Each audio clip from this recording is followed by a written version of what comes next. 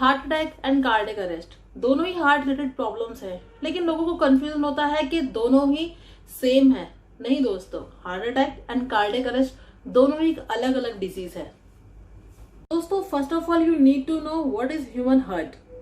The human heart is an organ that pumps blood throughout the body via the circulatory system, supplying oxygen and nutrients to the tissues and removing carbon dioxide and the other waste. The tissues of the body need a constant supply of nutrition in order to be active. The human heart is a four-chambered: the right atrium, the right ventricle, the left ventricle, and the left ventricle. The right atrium receives blood from the veins and pumps it to the right ventricle.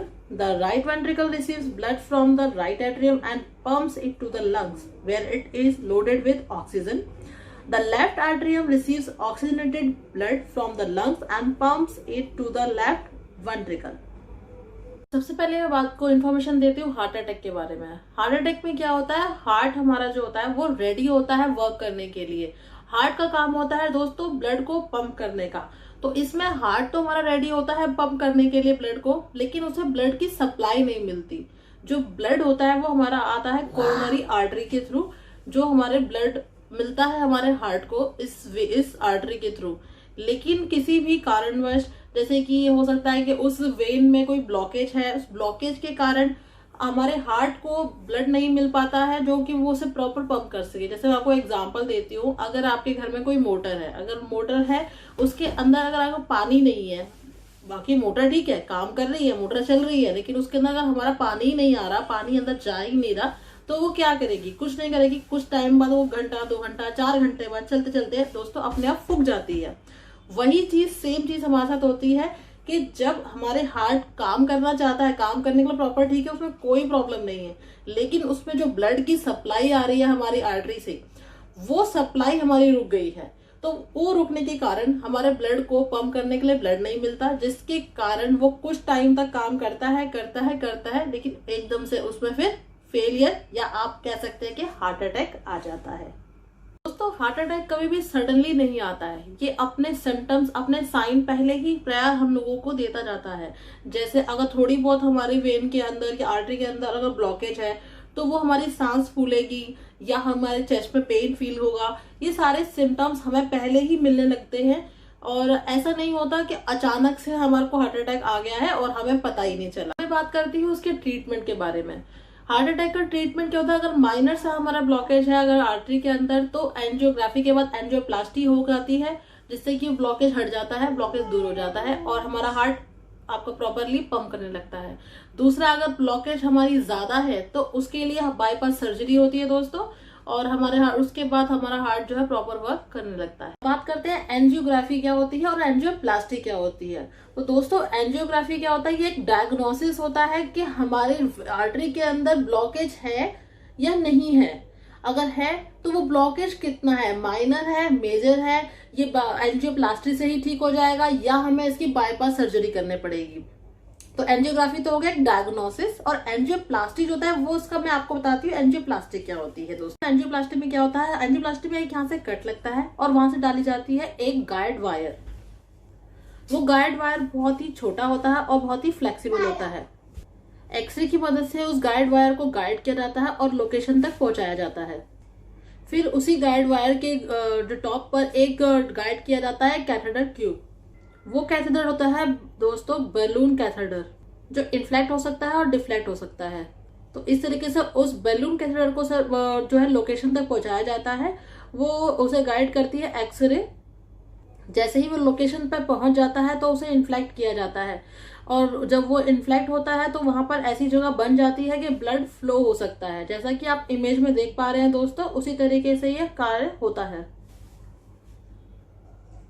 फिर उस balloon कैथेलेट को बाहर निकाल लिया जाता है और उस पर लगाया जाता है एक स्टंट, और उसे फिर से दोबारा से अंदर डाला जाता है, और जैसे ही वो लोकेशन पे पहुंचता है तो वो स्टंट वहां पर लोकेट कर दिया जाता है, जिससे कि दोबारा से वो ब्लॉकेज ना हो पाए काफी समय तक। लेकिन जो स्टंट है ये डिफ्लेक्ट नहीं होता है, बैलून डिफ्लेक्ट होकर वापस बाहर आ जाता है और ये स्टंट वहीं पर लोकेट हो जाता है, जिससे कि दोबारा वहां उस जगह पर दोबारा ब्लॉकेज नहीं होती है। तो दोस्तों एंजियोग्राफी में डायग्नोस किया जाता है कि ब्लॉकेज है या नहीं, या कितनी है, माइनर है, मेजर है, और एंजियोप्लास्टी से वो जो हमारा ब्लॉकेज है उसे रिमूव किया जाता है।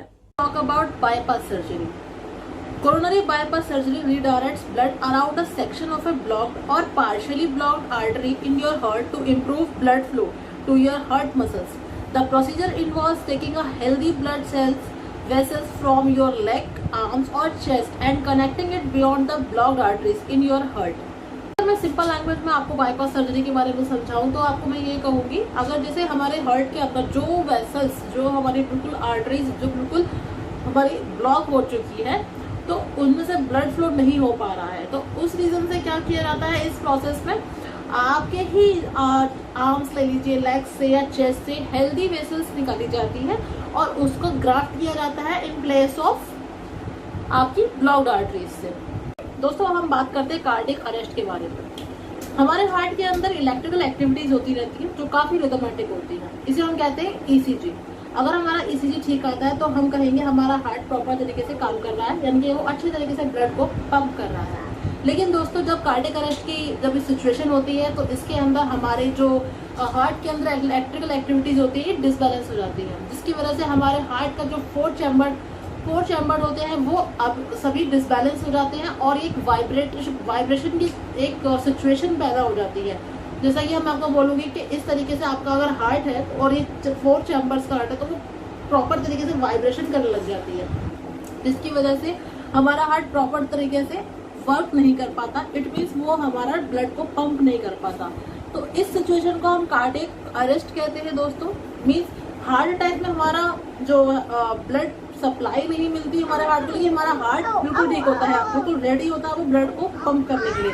लेकिन कार्डियक अरेस्ट की प्रोसेस में हमारा हार्ट जो होता है वो काम नहीं कर पाता, वो ब्लड को प्रॉपर तरीके से पंप नहीं कर पाता, लेकिन ब्लड की सप्लाई उसे हो रही होती है। यही मेन डिफरेंस है कार्डियक अरेस्ट और आपके हार्ट अटैक में। तो कार्डियक अरेस्ट जो है खतरनाक सिचुएशन होती है हार्ट अटैक से, क्योंकि हार्ट अटैक तो आने से पहले अपने सिम्टम्स देता है, लेकिन कार्डियक अरेस्ट कोई भी सिम्टम नहीं देता है। तो दोस्तों अगर इनिशियल 4 to 5 मिनट्स में ट्रीटमेंट नहीं दिया जाता है तो कार्डियक अरेस्ट से डेथ भी हो सकती है। दोस्तों सबसे इनिशियल ट्रीटमेंट होता है CPR और उसके बाद होता है मोस्ट इफेक्टिव डिफिब्रिलेटर से दिया जाता है दोस्तों शॉक। और हो सकता है कई बार के शॉक देने से हमारा हार्ट में जो एब्नॉर्मल एक्टिविटीज हो रही होती हैं वो नॉर्मल हो जाती हैं और हमारा जो हार्ट है वो प्रॉपर तरीके से ब्लड को पंप करना शुरू कर देता है और हमारी जान बच सकती है, लेकिन इसके चांसेस बहुत ही कम होते हैं दोस्तों। इसका जो कार्डियक अरेस्ट का जो रेशियो होता है सर्वाइवल का दोस्तों वो होता है लेस देन 10%। दोस्तों अगर मैं सिंपल लैंग्वेज में आपको इन दोनों में डिफरेंस बताऊं तो हार्ट अटैक में क्या होता है, हार्ट अटैक में हमारा हार्ट रेडी होता है काम करने के लिए, लेकिन उसे ब्लड की सप्लाई नहीं मिलती। और कार्डियक अरेस्ट के अंदर हमारा हार्ट काम करना नहीं चाहता, हमारा हार्ट जो है काम नहीं कर सकता है, लेकिन उसे ब्लड की सप्लाई मिल रही होती है। First difference. And the second difference, major difference, हमारे जो हार्ट अटैक में क्या होता है कि आपको सिम्टम्स सारे साइन प्रायर मिल जाते हैं, लेकिन कार्डियक अरेस्ट में कोई भी सिम्टम कोई भी साइन हमको पहले से नहीं मिलता है। तो ये 2 मेजर डिफरेंस है हार्ट अटैक और कार्डियक अरेस्ट में, जिसमें कि मैं दोस्तों कहूँगी कार्डियक अरेस्ट जो है वो मोस्ट डेंजरस है हार्ट अटैक से और काफी क्रिटिकल है। इससे हमारी जो है डेथ तक हो जाती है, लेकिन हार्ट अटैक में हमारे फिर भी चांसेस होते हैं कि हार्ट इसमें डेथ नहीं होती है, इसमें काफी हमारा बचाव हो जाता है बिकॉज ऑफ सर्जरीज। तो दोस्तों अगर आपको मेरा ये वीडियो पसंद आया हो तो वीडियो को लाइक जरूर कीजिएगा, मेरे चैनल को सब्सक्राइब करना मत भूलिएगा। आपको मैं नेक्स्ट वीडियो में मिलती हूँ, तब तक के लिए नमस्कार दोस्तों।